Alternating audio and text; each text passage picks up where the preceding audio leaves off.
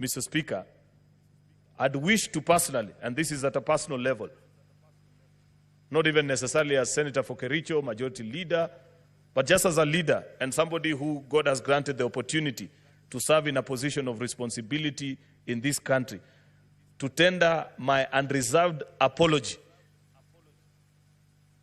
to the country for either by commission or omission, everything that I have contributed into getting us into the mess and the place that we are in.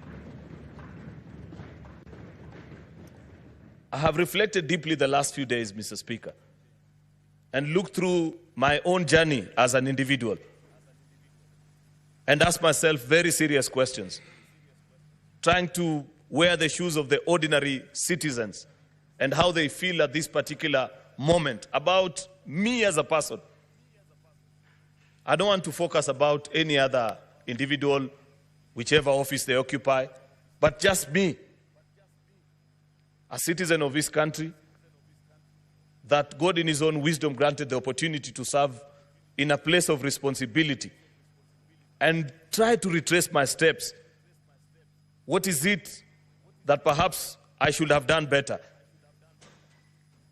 I have to be sincere, Mr. Speaker, that there were days in the night that I contemplated even quitting and said, perhaps maybe other people can do it. But this is not the time to quit.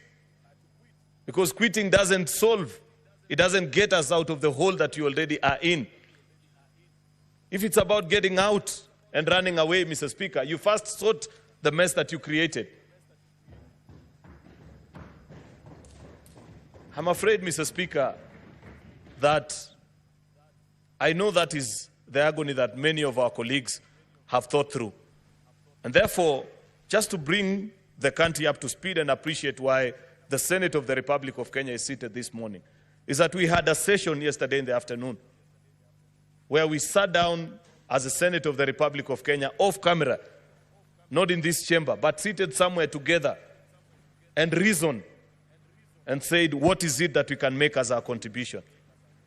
We are deeply embarrassed, Mr. Speaker, that it has taken young children to point to us that you are naked as our leaders. Extremely troubling.